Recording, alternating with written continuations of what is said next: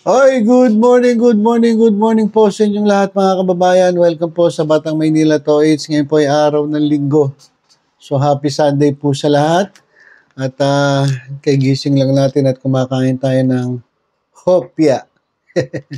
Yan mga kababayan, itong hopya. Itong hopya na to, hindi po ito yung katulad nung hopya yung isang klase na mabibili mo dyan sa mga tindahan. Ito po ay kadalasang nabibili mga kababayan sa Binondo.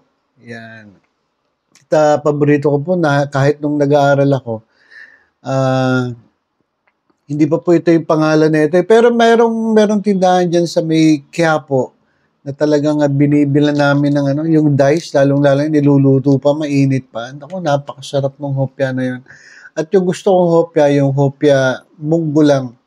Hindi ako makain ng nung baboy masarap din, pero yung hopya munggo, talaga pinakamasarap. Ito yung konti natin kinakain sa almusal. And by the way, mga kababayan, speaking of hopya, paborito daw ito ni Marcoleta. Kinakain niya to sa hearing, mga kababayan, dyan po sa House of Representatives.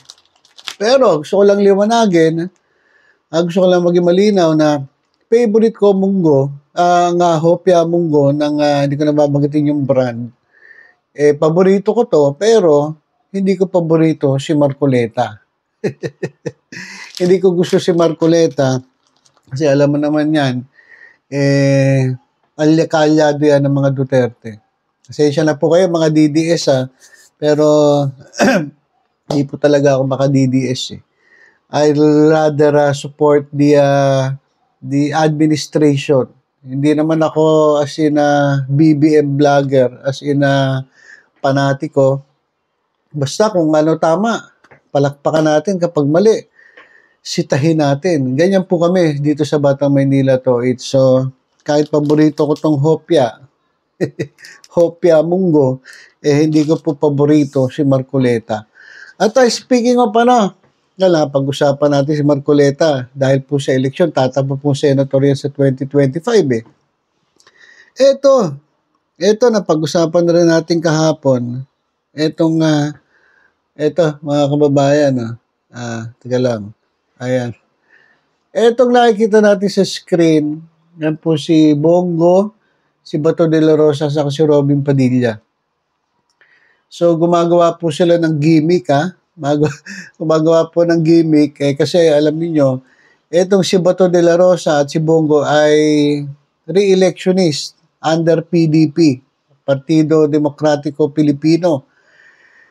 Yan po yung political party ni dating Pangulong Rodrigo Duterte. Sila po ang mga miyembro, pero si Robin Padilla hindi po tumatakbo ngayon kasi hanggang 2028 pa po siya. So, dalawa re-electionist, Bongo at si Bato de la Rosa. Ba't di nyo sinama si Philip Salvador? Magtatampo si Philip Salvador niyan. Ba't hindi nyo sinasama? Sandali lang guys.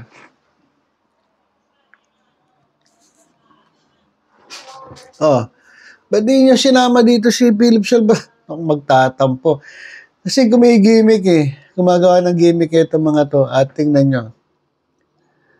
Ang ginagawa mga kapatid, hindi ko nalalagay ng sound kasi baka ma-copyright tayo. May tugtog po yan.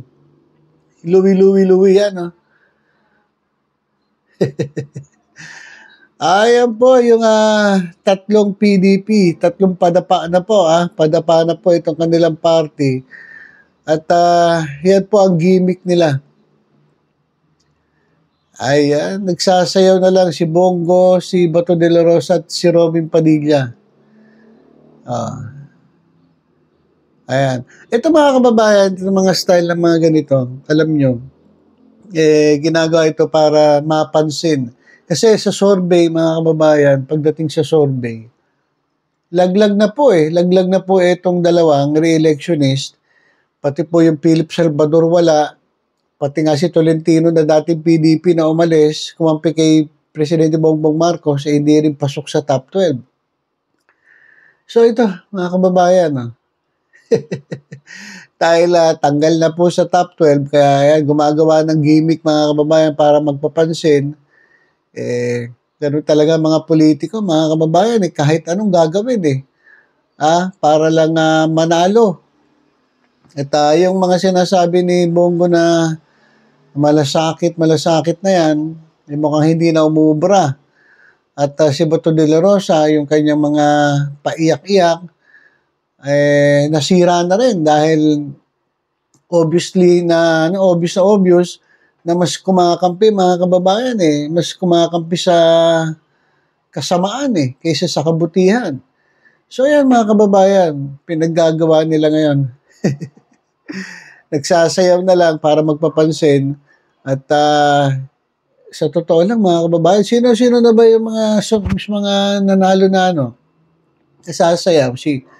Si Ramon Revilla Jr., si Bong Revilla, o ginamit niya yung kanyang budots-budots para manalo. Actually, nakatulong yun budots-budots na yun Si Harry Roque, ganun Si Harry Roque, di ba, mahilig na rin magsasayaw dati. So hindi nga lang nanalo.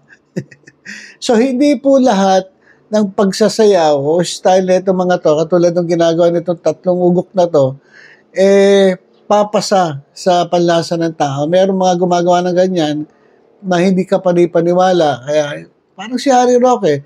Pero meron din, mga kababayan, na ito ay pumapasa. At dahil nagsayaw ka, hindi ka nakakalimutan ng taong bayan. So, pwedeng umepekto, pwedeng hindi.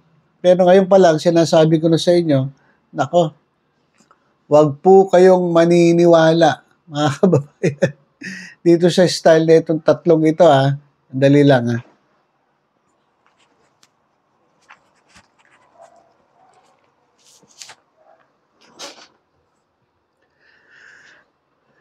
Yan. Huwag po kayong maniniwala sa style ng mga to, Huwag po kayo magpapabudol, kasayaw-sayawan kayo niya, nagpapakute-cute. Yan, talagang todo suporta si Padilla sa kanyang mga kaalyado. Kasi sa totoo lang, kung wala si Bongo at wala si Bato de la Rosa, mukhang matatabeme lang. Ito si Robin Padilla, kaya naghahanap ng kakampi sa Senado. Mukhang ayaw na talaga ng taong bayan sa mga to Kaya kung ano-ano lang ginagawa, kahit magmukhang tanga na, mapansin lang etong mga ito. Kasi wala na po talaga Sa survey, laglag na ayan. Sige. Sayaw pa. Ayan. Pinaggagawa na itong mga to. Kasi mga malasakit center ni Bongo, wala na rin Hindi na rin siya masyadong pinaniniwalaan. Although marami daw natulungan Ewan ko lang. Si Bato naman, wala na talaga to. Sirang-sira na to si Bato de la Rosa. Ang daming kaso at lahat na ata ng demonyo pinagtanggol na ito. Lahat ng kaalyado, lahat ng tumulong sa kanila kahit mali, pinagtanggol ni Bato de la Rosa. At ginagamit pa nila yung kanilang posisyon bilang senator para mapagtakpan nila yung kanilang kasalanan. Kaya naman ayaw na ng taong bayan na mabigyan muli ng pagkakataon ng mga ito na bumalik sa pwesto sapagkat ginagamit nga nila sa personal na interest itong mandato na ibinigay sa kanila ng taong bayan. Dapat unahin mo ang taong bayan, hindi yung sarili mo. Kaya siguro nagsawa na tao at sa survey lumalabas hindi napasok sa top 12 itong dalawang ito. Mas lalo na si Robin. Pagdating na 2028, siguro laglag to. Sigurado. Wala naman tayo natutunan dito. Wala naman tayo nakita ng accomplishment Puro kain lang dyan sa Senado Manonood ng hearing. Wala namang ginagawa. Di ba? So yan mga kababayan, hanggang sayaw na lang sila. Ayan na lang talaga ang magawa nila para magpapansin, may style, gumigimik, para kahit paano, nalay mo, madaan na lang sa sayaw at meron na naman silang mabudol. Alright, so yun lang. Magandang umaga po sa inyong lahat. Good morning at sana po ay maganda ang inyong linggo na bagamat parating daw ang bagyo, ay ingat po. Kung wala naman kayong gagawin sa bahay, sa labas, manatili na lang kayo sa inyong mga tahanan para manatili po kayong ligtas. At yung mga nandyan po sa sa mga kababayan natin na malapit po sa dagat, alam ko pinalikas na sila at sa Bicol region na naman. Catanduanes, ang father ko po Catanduanes, sa Bira Catanduanes, grabe binabayo. Pero isang beses na po ako nakapunta dyan, ang binalita lang sa akin ni Airpat, halos lahat daw ng mga bahay dyan, bato na. Kasi talagang grabe, yan po ang unang stopover ng bagyo. So pray for Catanduanes, pray for the Bicol region, sa lahat po ng nasa lanta.